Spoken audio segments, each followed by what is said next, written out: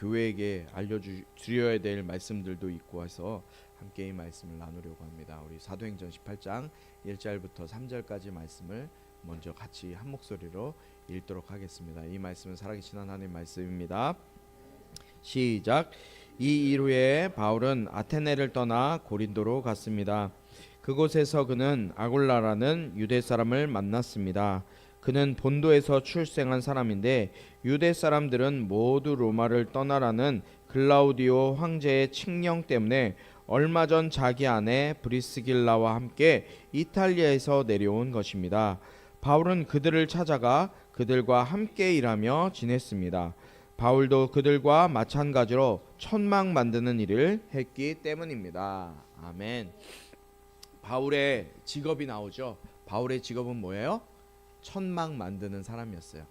영어로 하면 유식한 말로 텐트 메이커예요. 그리고 제가 이 본문의 이 제목을 정할 때 너무 딱 맞더라고요.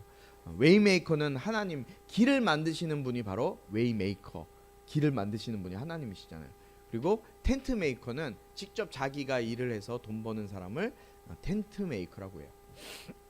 우리 꿈꾸는 교회가 2020년 12월 첫 주에 이곳에서 첫 예배를 설립 예배를 드렸습니다. 제가 함께해서 예배를 드렸는데 정말 생각지도 못하게 이곳에 교회가 시작됐고 그렇게 또 하나님께서 영혼들을 보내주셨어요. 나름대로 즐겁게 재미있게 청년 사역을 하고 있던 차에 하나님께서 그 당시에 여기 윤석이도 있고 지한이도 있고 도현이도 있지만 저 아이들이 그때 중학 6학년 거의 졸업할 때쯤 뭐 중학교 올라갈 때쯤이었던 것 같아요. 그때 코로나가 막 터지기 시작했죠. 2019년부터 코로나가 시작되기 시작하더니 20년대 들어서 코로나가 아주 무섭게 코로나가 퍼져서 아무것도 할 수 없는 상태가 됐어요. 그런 상황에 있을 때 그해 7월 달에 하나님께서 저에게 수련회 기간 중에 갑작스럽게 우리 너는 행복하니? 라는 물음을 주셨어요. 너는 행복하니? 네, 주님 너무 행복해요. 너무 기쁘게 행복하게 사역 잘하고 있어요. 너무 행복해요. 감사해요.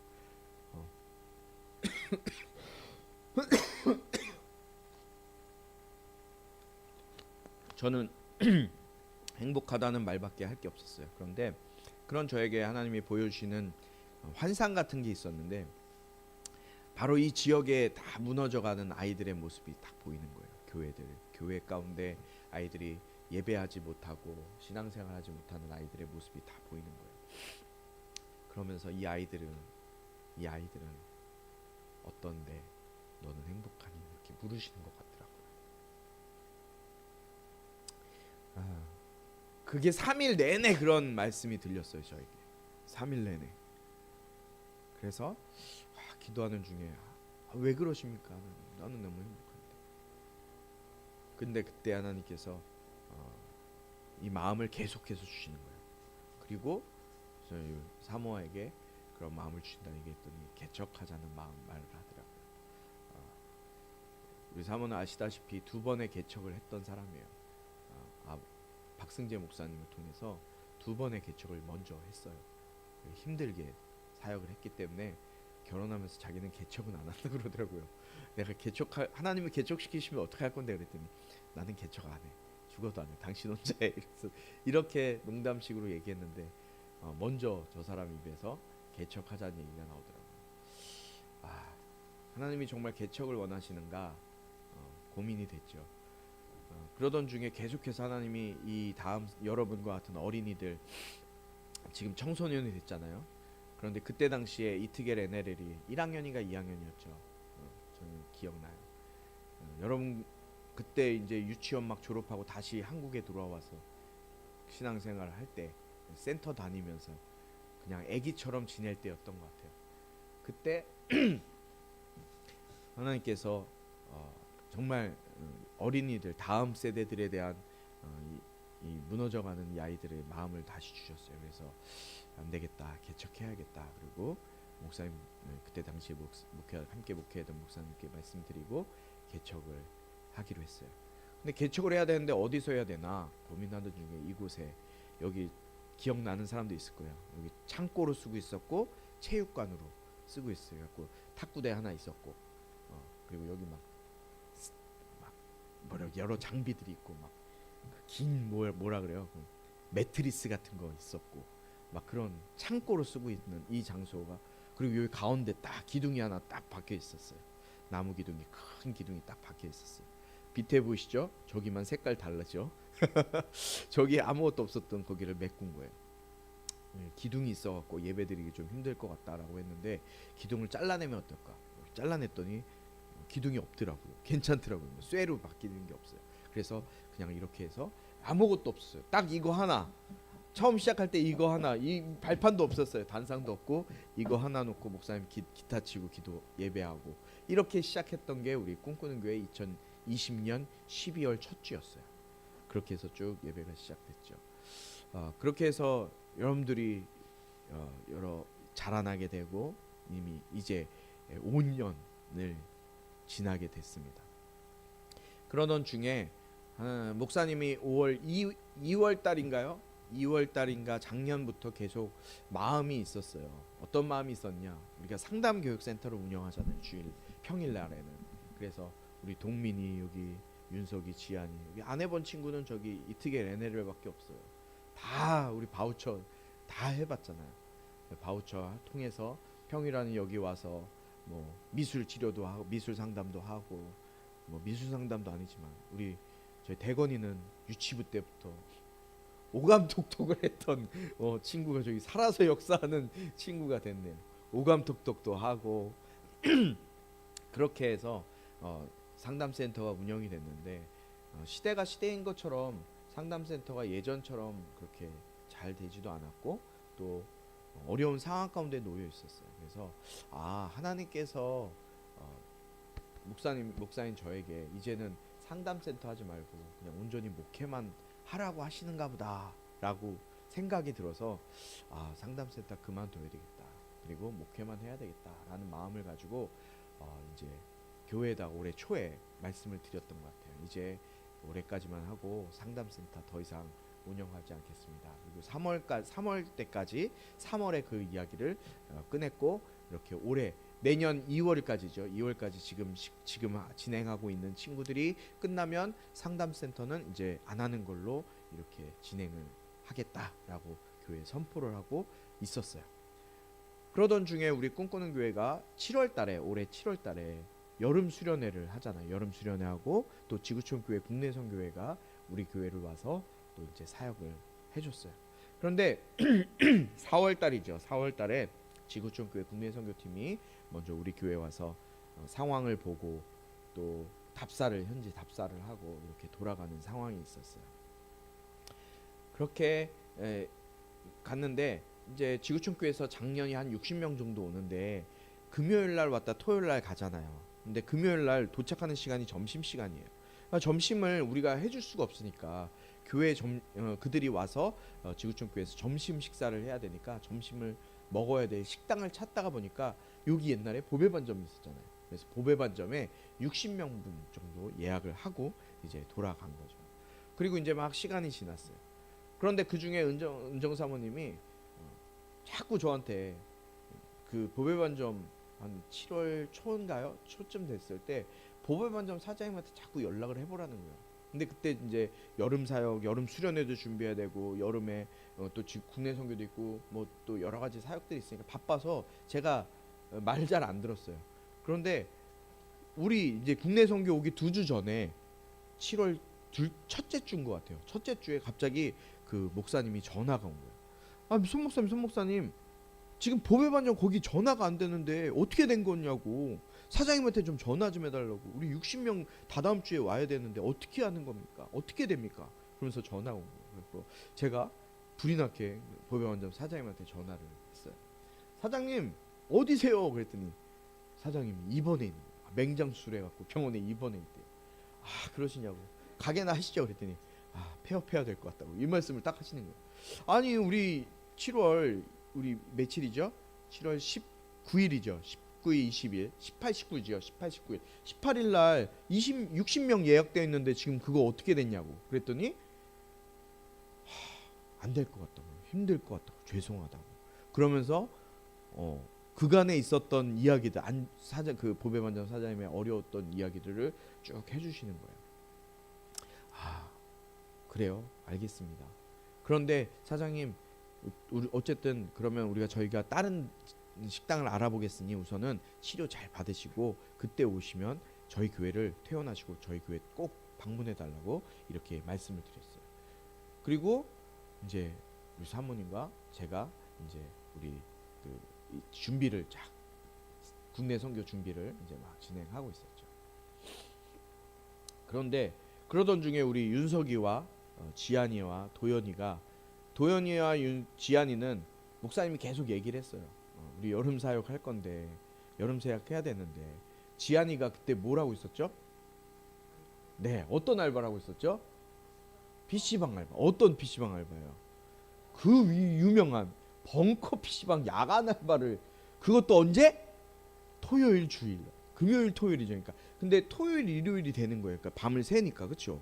넘어가 12시부터 시작하니까 토요일 일요일 이렇게 주일날까지 밤새서 알바라니까. 교회 나오면 이 친구가 어떻게 하고 있어요? 맨날 늦게 오고 저고 졸고 이러는 거예요. 그래서 지안아, 그러지 말고 평일날 낮에 하는 알바를 구하면 어떻겠니? 저 알바 끝날 건 그만할 거야. 딱 그러더라고요. 7월달까지 하고 이제 교회 여름 사역이 있으니까 여름 사역 하고 8, 9월이나 이제 여름에 좀 쉬고 일자리를 알아봐야 되겠다는 말을 하더라고요. 우리 윤석이는 또 뭘 하고 있었죠? 편의점 알바라고 했어요. 근데 윤석이는 목사님 말을 좀 잘 들었어요. 낮에 일을 했잖아요. 낮에. 오후에 4시부터 11시까지 월화 맞죠? 이렇게 이틀 정도 일을 하고 있었던 거예요. 그리고 도연이도 식당에서 아르바이트를 하고 있었는데, 도연이 여름 사역을 위해서 또 그 기간 동안에 자기가 휴가를 냈나요? 뭐 이렇게 그동안은 안 하겠습니다. 그리고 딱 안 하고 있었던 그런 시간이었어요. 근데 지안이도 그렇고 윤석이도 그렇고 도윤이도 그렇고 우리 청년이 됐는데, 이 친구들 주님의 일을 위해서, 교회 행사를 위해서 자기의 시간을 드리고 또 마음을 드리고 이렇게 섬기겠다라고 이야기를 하는데, 목사님과 사모님의 마음이 너무 기쁘지만 또 부담이 되는 거예요. 큰 돈 버는 것도 아닌데 그냥 이래도 되는데 그냥 낮 시간으로 좀 바꾸면 안 될까, 이런 마음을 좀 갖고 있었는데, 부담이 있었는데, 마침 우리 은정 사모님이 그 보배반점 자리를 폐업한다고 하니까 그러면 그 자리를 우리가 인수합시다 이렇게 얘기를 하는 거예요. 목사님은 처음에 믿음이 없어서, 야, 여기 월세도 이제 우리가 감당해야 되고 하는데 어떻게 저 큰 장소와 저 건물 좋잖아요. 그 병원 건물 새로 지어준 건물이 보니까 저걸 우리가 어떻게 보증금도 내야 되고 월세를 우리가 어떻게 감당합니까? 어떻게 이거를 운영할 것입니까? 이거 힘들 것 같습니다. 이런 믿음 없는 말을 했어요, 저는. 그런데 하나님이 자꾸 그거에 대한 마음을 주시는데, 우리가 그때 당시에 고린도전서와 고린도후서의 말씀을 이렇게 묵상하고 있었어요, 계속. 그런데 7월 달 이제 우리 여름 사역, 여름 수련회 할 때 고린도후서의 말씀을 읽는데, 그날 새벽에 제가 혼자 여기 나와서 제가 말씀 묵상하잖아요. 근데 다른 말씀이 아니라 고린도후서 2장 12절 말씀이 갑자기 목사님 마음속에 확 들어오는 거예요. 다른 1절부터 쭉 읽는데 뒷절은 별로 신경이 쓰이지가 않아요. 그런데 1장 고린도후서 2장 12절 말씀인데 그 말씀이 목사님 마음속에 확 들어오는 거예요. 그 말씀이 어떤 말씀이냐면, 띄워주시겠어요? 함께 읽을까요? 시작. 내가 그리스도의 복음을 위해 드로아에 갔을 때 주 안에서 내게 문이 열렸습니다. 아멘. 이 말씀이 저의 마음속에 확 들어오는 거예요. 바울이 복음을 전하기 위해서 마케도냐, 유럽 지역으로 가려고 했을 때 하나님께서 그 길을 막으셨거든요. 그래서 드로아에 있었어요. 그런데 드로아에 있을 때 하나님께서 바울에게 새로운 문을 열어주시는 거예요. 새로운 복음 전할 길을. 그 말씀이 여기에 기록되는데, 이 말씀이 저희 마음에 확 들어오면서 하나님께서 나에게, 그럼 우리 교회에게, 나의 사역 가운데 새로운 문을 여시는 건가? 라는 마음이 딱 들어오는 거예요. 그러면서 하나님이 우리 교회 꿈꾸는 교회 사역에 새로운 문을 여시는구나. 이 확신이 확 생기면서 자신감이 부담감이 없고 두려움이 없더라고요. 그래서 운정사는 그럽시다. 우리 그거 보배반점 인수해 봅시다. 그렇게 시작이 된 거예요. 그래서 이제 보배반점 사장님을 만나서 이야기했어요. 우리가 이 보배반점 이 자리 사장님이 이거를 그만두시면 이거 저희한테 넘겨주세요. 그런데 우리는 처음 식당을 하는 거고 아무도 여기서 일해본 사람도 없고 우리도 처음이고 아무것도 모릅니다. 근데 보배반점 사장님이 일해보셨으니까 사업을 해보셨으니까 한번 우리를 좀 도와주세요. 이제 말씀을 드렸어요. 그런데 사장님 문제가 있어요. 저희가 돈이 없어요. 돈을 못 드려요. 거기에 이제 보배반점 사장님 아시는 것처럼 보배반점이 원래 시설이 되게 잘 돼 있어요.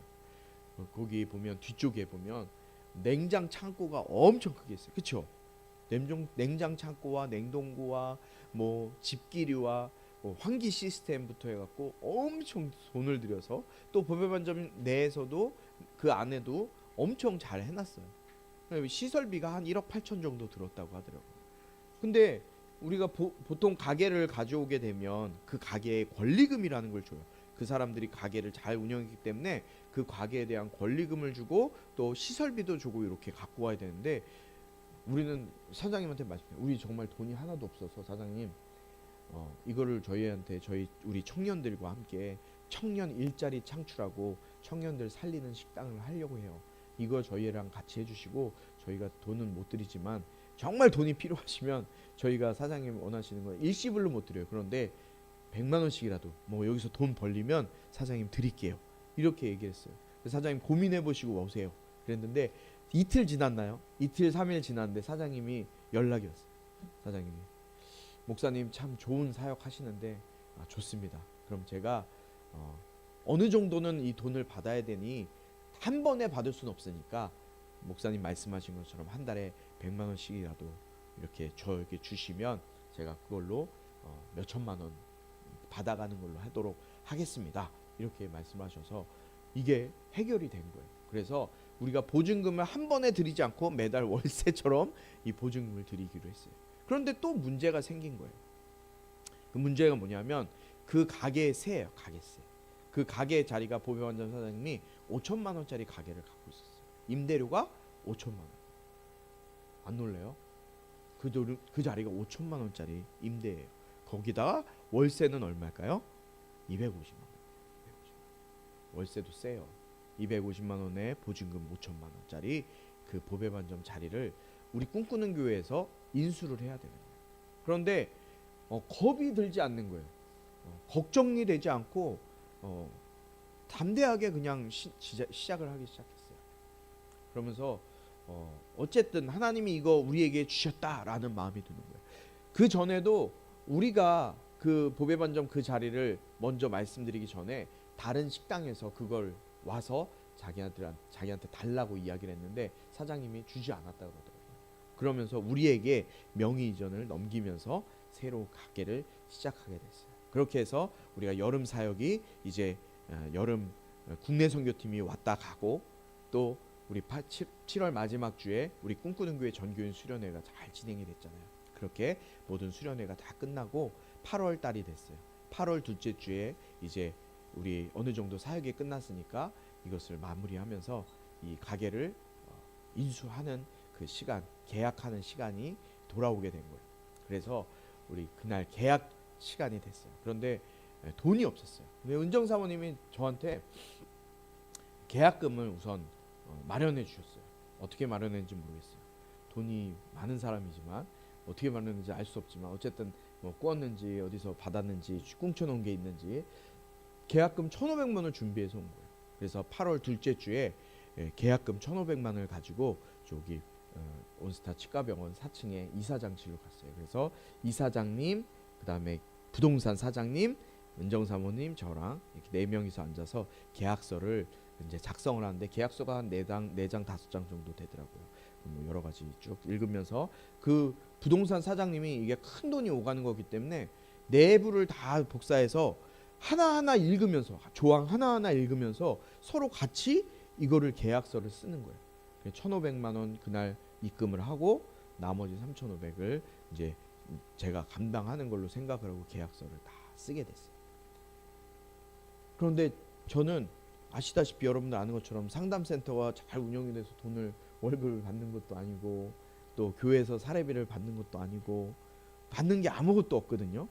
그런데 3,500만 원을 운정사무가 저한테 떠넘긴 거예요.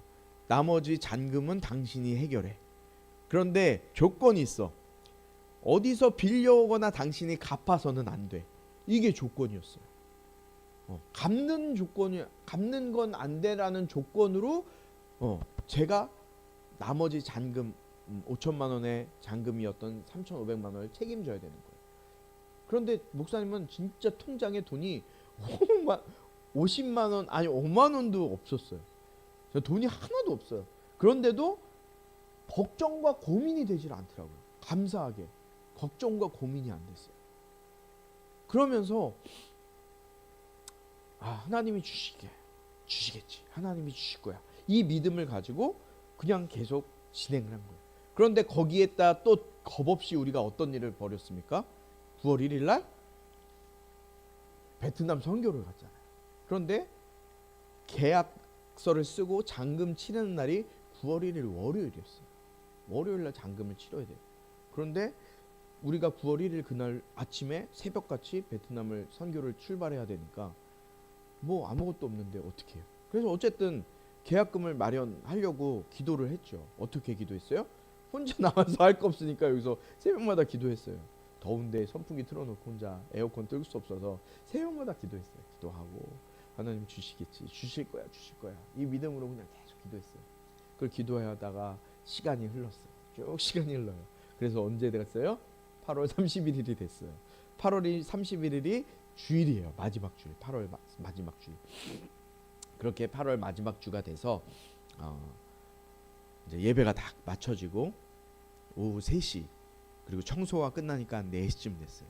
4시가 돼서 저기 우리 친구들 청소하다 보니까 다 도망가고 없더라고요. 다 도망가고 없어지고 수정 집사님과 저기 뭐 손재영 집사님과 은정사모가 제가 딱 남아갖고 있는데 이제 저도 짐을 싸러 가야 되잖아요. 집에 베트남 선교 가야 되니까 우리 친구들 또 집에 짐 싸러 가고 그리고서 이제 수정 집사님이랑 앉아 있는데 수정 집사님이 그러는 거예요. 형부 어떻게 하늘에 이 손바닥만한 구름이라도 좀 보여요? 돈이 들어올 구멍이라도 좀 보여요? 이렇게 물어보는 거예요.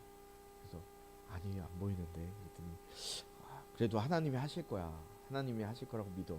그렇게 얘기를 했죠. 그랬더니 아니 하나님이 하시는 건 형부가 열심히 구해오고 사람들을 통해서 돈을 받아내는 것도 하나님이 하시는 일일 수 있고 또 하나님이 어떤 사람을 통해서 쭉 갑자기 하루아침에 3,500만 원을 탁 주는 것도 하나님이 하실 일이고 하나님이 하실 일이 여러 가지 방법이 있지 않냐라고 얘기를 하는 거예요. 그런데 갑자기 그 얘기를 듣는데 하나님이 내가 할 수 있는 것도 하나님의 일이고 하나님이 사람을 통해 주시는 것도 하나님의 일이구나 라는 마음이 딱 들더라고요. 근데 제가 그 이야기를 깜빡했네요. 그렇게 3,500만 원을 어쨌든 계약금을 딱 이제 잔금이 남았잖아요. 그 잔금이 남았는데 계약서를 쓴 다음 날에 목요일 날 은정사모님이 그 우리 이룸 한식 뷔페에 그 사업자 등록을 내러 여기 북대전 세무서를 갔어요. 죽동에 있는 북대전 세무서를 가서 북대전 세무서에서 그 사업자 등록을 내기 위해서는 계약서가 필요해요. 그래서 거기 서류에다가 계약서에다가 계약금 1,500만 원, 잔금 3,500만 원 해갖고 이제 이름 한식 뷔페 돈가스 이름을 써서 딱 그 직원한테 줬더니 그 직원이 잘못 썼다고 이거 다시 해오라고 그러더래요. 아니 맞는데 뭐가 잘못됐어요? 다시 한번 확인해 보세요. 그랬더니 아니라고 그러면서 아니 계약서에 보면은 계약금 1,500만 원, 잔금 2천만 원인데 왜 자꾸 3,500만 원이라고 하냐고 그 얘기를 한다는 거예요. 아니 무슨 말이냐 우리 3,500 맞다고 그래갖고 저한테 이제 세무서 가서 전화가 온 거예요. 아침에 제가 뭘 하는데 전화가 왔어요. 그러면서 우리 계약금 1,500에 잔금 3,500 아니에요? 그랬더니 맞는데 3,500 맞잖아. 그랬더니 아니래 여기 자꾸 2천만 원이라고 돼 있대 그러는 거예요. 무슨 소리야 나는 모르지. 그럼 이사장한테 전화해봐 그렇게 얘기를 했어요. 그래갖고 운정사모가 이사장님한테 전화를 한 거예요. 이사장님, 우리가 지금 제가 이 사업자 등록을 내려왔는데 여기서 저희가 계약금 1,500에 잔금이 2,000이라고 하는데 맞나요? 이렇게 물어봤대요. 그랬더니 그 이사장님이 잠시만 기다리세요 그러면서 서류를 이렇게 보더니 맞네요. 잔금 2천만 원이네요. 그렇게 돼서 잔금이 3,500이 아니라 2천만 원이 돼버린 거예요. 그러니까 원래 하나님께서는 5천만 원짜리 가게를 우리 교회한테 얼마에 준 거예요? 3,500만 원에 허락해 주신 거예요. 근데 놀라운 사실은 그때 계약서를 쓸 때 네 사람이 다 앉아서 똑같이 보고서 3,500으로 인식하고 그렇게 썼거든요. 나머지 잔금이. 그런데 어떻게 이런 일이 일어날 수 있느냐는 거죠. 하나님이 하시지 않으면 이런 일이 일어날 수 없는 거예요. 그 자리에 앉아있던 사람들의 눈을 가리쳤던지 하나님께서 하시지 않으면 이런 일은 일어날 수가 없는 거예요. 그렇게 해서 잔금이 2천만 원이 남게 된 거예요. 그래서 2천만 원 잔금을 마음 가운데 새기고 수정 집사님과 그 이야기를 하고 하나님이 그래도 사람을 통해서도 일하실 수 있지. 누구를 통해서 다 주시기도 하지만 하나님이 하실 거야. 그러면서 이제 제가 5시쯤에 짐을 싸러 베트남 갈 짐을 싸러 집으로 올라갑니다. 그리고 여기는 그냥 우선 남겨두고 나 집에 가서 짐 싸올게요. 그러고서 이제 집에 가서 짐을 쌌어요. 짐을 싸던 중에 목사님 사촌 형님이 계신데 사촌 형님이 그래도 사업을 해서 돈이 좀 있어요. 그래서 믿을 길은 혹시 하나님이 그 형을 통해서 일하실 거야. 그러면서 전화를 했어요. 형님 내가 이런 사역을 하고 이런 사업을 하려고 하는데 형 돈 있으면 좀 빌려주세요. 그랬더니 일주일만 일찍 전화하지. 그 일주일 전에 그 형님이 이 돈이 좀 여유자금이 있어서 어디 돈을 갚는데 5천만 원을 썼다는 거예요. 조금만 일찍 전화하지. 그 지금은 돈을 다 줘서 돈이 하나도 없다는 거예요. 내가 믿을 수 있는 상황은 그 형님뿐이었는데 그 형님도 돈을 다 줬기 때문에 더 이상 줄 수 있는 돈이 없다는 거예요. 그러면서 알겠어요. 아무튼 기도나 해주세요. 그러고서 끊었어요. 전화를 끊고 어머니한테 이제 우리 어머니한테 어떻게 하죠? 그랬더니 기다려봐. 하나님이 하실 일이 있을 거야. 그러면서 이제 그러고 짐을 싸다가 마음이 조금 이게 내일 당장 떠나야 되는데 그리고 베트남 가면 이게 통화가 어려울 텐데 어떻게 해야 되지? 그러다가 제가 이제 가방을 이렇게 펼쳐놓고 짐을 싸놓은 상태에서 핸드폰을 이렇게 쭉 이렇게 위아래로 보다가 카카오톡에 이렇게 내용을 봤어요. 카카오톡 내용을 보는데 평생 안 봤어 진짜. 거짓말 안 하고 거기서 온 문자는 하나도 보지 않았어요. 삼땡 생명에서 나오는 그 문자가 있어요. 한 달에 한 번씩 이 보험이 되는지 안 되는지 그걸 확인하는 문자가 있는데 한 번도 안 봤어요. 왜냐하면 제가 여러분 아시는 것처럼 제가 9월달에 백내장 수술했잖아요. 그러니까 백내장 수술을 하기 위해서 나는 하려고 이 실비보험을 들어놓고 뭐 여러 가지 그것 때문이 아니지만 어쨌든 실비보험을 들어놨던 건데 그 실비보험이 올해 1월달에 실효가 됐어요. 제가 그걸 몰랐던 거예요. 그러면서 백내장 수술도 그 보험으로 할 수 없는 상황이 됐고 이 보험이 아무 의미가 없는 보험이 된 거죠. 그런데 이 보험을 제가 돈이 없으니까 많이 못 들었었다고 돈을 많이 못 낸 보험이었단 말이에요. 그러니까 이 보험을 만약에 깨해약을 해도 뭐 1,000만 원 정도 될까라는 생각이 있었는데 그날 한 번도 보지 않던 그날 그 문자를 이렇게 딱 클릭하고 내용을 이렇게 내려서 보는데 지금까지 목사님이 냈던 돈이 1,700 몇십만 원이 된 거예요. 그러면서 시간이 10년이 넘게 지나니까 이자가 붙어서 1,806만 몇백 원이 거기 이렇게 있더라고요. 1,800만 원이 갑자기 생긴 거예요. 그래서 제가 이 보험을 설계해줬고 들었던 목사님 여동생의 남편에게 전화를 바로 했어요. 그래서 누구누구야 이거 보험 이거 해지해도 되냐 그랬더니 형님 뭐 보험 실비보험도 안 되고 이거 살려면 몇백만 원 또 돈 들어갔는데 그거 계속 하실 필요 없잖아요. 그냥 해지하셔도 상관없어요. 그러는 거예요. 그래서 그러면 어떻게 해야 되는데 그랬더니 전화만 하면 본인 인증만 본인 전화 통화만 확인이 되면 이틀이면 돈이 들어온다는 거예요. 그래서 이 돈이라도 받아야 되겠다 싶어서 이제 이 거의 해결되겠구나 생각하고 이제 그 소식을 가지고 베트남을 떠났어요. 그리고 운전사한테 3일만 계약을 좀 늦게 하세요. 3일만. 내가 3일 뒤에 돈이 2천만 원은 분명히 넣어줄 테니까 3일 뒤에 계약을 한 3일 정도만 늦춰주세요. 그리고 베트남 선교를 떠났어요. 그리고 우리가 31일 날 여기서 1시쯤에 새벽 1시에 출발해서 이제 인천공항에 가서 들어갔어요. 들어가고 베트남으로 출발해서 그날 월요일 날 새벽 비행기 타고 한 10시 이때 11시인가 이제 베트남에 도착을 했죠.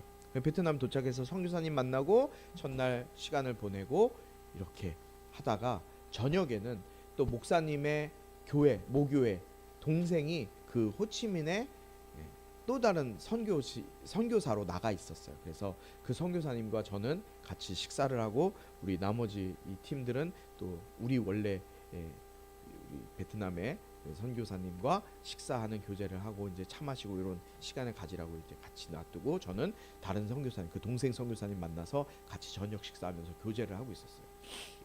오랜만에 만났으니까 진짜 오랜만에 만났고 정말 친한 동생이거든요. 저의 초등학교부터 학교 후배고 그래서 아주 친한 동생이기 때문에 만나서 막 이런저런 얘기하고 즐겁게 시간 보내다가 이제 밤에 들어왔어요. 밤에 들어와서 방에 숙소에 딱 있는데 한 10시쯤인가 10시 반쯤인가 띵동 문자가 오는 거예요. 딱 문자를 봤더니 카카오뱅크로 200만 원이 목사님 통장에 입금이 딱 된 거예요. 그걸 봤더니 누구냐면 그 후배 선교사님이 목사님 통장에 돈을 넣어준 거예요. 깜짝 놀라서 전화했어요. 야 이거 뭐냐 그랬더니 목사 하나님이 형 주래 이 한마디였어요. 그렇게 얼마가 채워진 거야? 2천만 원이 채워진 거예요. 그래서 그 2천만 원을 바로 은정사모님한테 한국으로 바로 송금을 바로 하고 계약이 된 거예요. 그렇게 하면서 이룸 한식 뷔페 돈가스가 시작되게 된 거예요.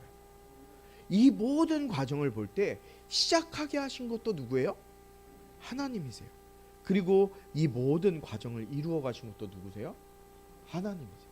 인간의 힘으로는 할 수 없었어요. 그런데 무엇 때문에 이 가게가 시작됐을까요? 무엇 때문에? 우리 여기서 일하고 있는 3명의 청년들은 더 집중해서 들으세요. 여러분과 같은 청년들 다음 세대 때문에 이 가게가 시작된 거예요. 왜냐하면 여러분들 세상에 나가서 살아가면 세상에 나가서 살아가다 보면 세상의 때를 묻고 세상의 방법대로 살아갈 수밖에 없어요. 그런데 목사님과 사모님과 간사님과 우리 교회는 여러분들이 세상의 때를 묻기를 원하지 않아요. 세상의 방법이 아니라 하나님의 방법으로 살아가는 것을 여러분들이 보고 배웠으면 좋겠다라는 마음이 있어요. 여기 있는 모든 친구들이 우리 식당에 와서 다 일하면 좋겠지만 그런 상황은 아니잖아요. 그런 환경도 아니잖아요. 그러나 저 공간이 하나님께서 목사님에게 주셨던 그 마음, 주 안에서 내게 문이 새롭게 열어주셨던 그것처럼 여러분들에게도 저 공간을 통해서 여러분들의 삶에 막혀있는 공간의 문들이 새로운 문을 하나님께서 열어가시는 것을 경험하는 공간이 저 이름 한식 뷔페와 돈가스가 됐으면 좋겠어요. 그러면서 목사님이 이 우리 가게가 처음 오픈하면서 여러분에게 했던 개업 예배 때 말씀이 뭐였는지 기억나세요? 어떤 말씀이었는지 기억나세요? 주제가? 목사님은 항상 그런 마음이 있었어요. 나는 이중직이구나. 어떤 목사님은 완전히 목회만 하고 어떤 목사님은 일하면서 목회하고 그런데 나는 일하면서 목회하는 이런 일을 하는 사람이구나. 왜 완전히 하나님 앞에 이렇게 전적으로 집중해서 목회를 못하지? 그런 사람들의 어떤 목사님들은 이제 그런 이야기를 하는 거예요. 저한테. 목사님 목회만 하세요. 목회만 하세요. 근데 그게 되게 조금 부담스럽게 다가왔어요. 저한테 항상 부담으로. 그런데 이 가게를 새롭게 하나님이 문을 열면서 저에게 주신 마음은 이것이 교회다라는 마음이었어요. 그럼 목회가 뭐예요? 교회가 뭐예요? 목회와 교회는 같은 단어거든요. 같은 뜻이거든요. 목회랑 교회는요, 복음을 전하고 영혼을 살리는 것이 교회고 목회예요. 여러분, 목회한다 그래서 하루 종일 책상에 앉아서 성경 본다고 영혼이 살아나진 않아요. 또 하루 종일 일을 한다고 영혼이 살아나진 않아요. 그러나 이것이 적절히 하나님께서 일하시고 역사하시고 또 목회자와 교회가 그 마음을 가지고 예수 이름으로 영혼 살려야 돼, 예수 이름으로 이곳에 오는 사람들이 살아야 돼 라는 마음으로 목회하고 예배할 때, 그것이 진정한 하나님이 원하시는 교회이고 목회라는 것을, 마음을 하나님이 저에게 주셨어요. 그래서 저는 이 가게가, 우리 식당이 시작되면서 하나님이 주신 마음, 이것이 교회구나, 이것이 생명 살리고 영혼 살리는 복음 전하는 교회구나 라는 마음을 다시금 마음에 먹게 됐어요. 우리 이름 식당에서, 이름 한식 뷔페에서 일하는 우리 3명의 청년들은 특별히 여러분들이 어떤 마음으로 사역을 하고 그 자리에 있어야 되는지를 깨닫고, 또 그것이 아닌 또 후배들, 동생들, 여러분이 동생이고 후배잖아요. 그런 후배들은 어떤 마음으로 내가 어디에서 일을 해야 될지 좀 심각하게, 정말 진지하게 고민해 볼 수 있는 계기가 됐으면 좋겠어요. 여러분, 우리는 이 세상을 살아요. 그런데 이 세상에는 하나님을 알고 예수님 믿는 사람보다 하나님 알지 못하고 예수님 믿지 않는 사람들이 더 많은 곳이 바로 이 세상이에요. 그 세상 속에서 여러분들은 어떤 삶을 살아야 될까요? 저는 말씀을 들을 때 아침 11시 예배 때 목사님도 은혜를 받거든요. 근데 오늘 말씀해 보니까 11시 말씀에 은정 사모님이 말씀하신 그 설교에 포도나무, 요한복음 15장에 나오는 포도나무 비유의 말씀이었어요. 여러분, 가지는요, 나무에서 끊어져, 나무에서 떨어져서는 살 수 없어요. 생명력을 유지할 수 없어요. 여러분도 마찬가지예요. 예수 그리스도 안에 붙어있는 그리스도인, 예수님을 믿는 사람인 여러분들은 예수님 안에, 예수님 몸된 교회를 떨어져서는 여러분들의 신앙, 여러분들의 영혼이 살아갈 수 없어요. 여러분들이 교회 안에 있을 때, 예수 안에 있을 때, 그때 여러분들이 예수님의 생명을 먹고 하나님의 말씀을 통해서 예수님의 살과 피를 마셔서 여러분들이 은혜와 진리로 살아갈 수 있게 되는 거예요. 우리 꿈꾸는 교회 모든 다음 세대들, 또 우리 오늘 나오지 못한 분들도 계신데, 여러분들 모두가 교회 안에서 예수의 살과 피를 마셔서 은혜와 진리로 살아가고 예수의 생명으로 살아갈 수 있는 우리 모두가 되길 주님의 이름으로 축원합니다. 같이 좀 기도할게요. 하나님 감사합니다.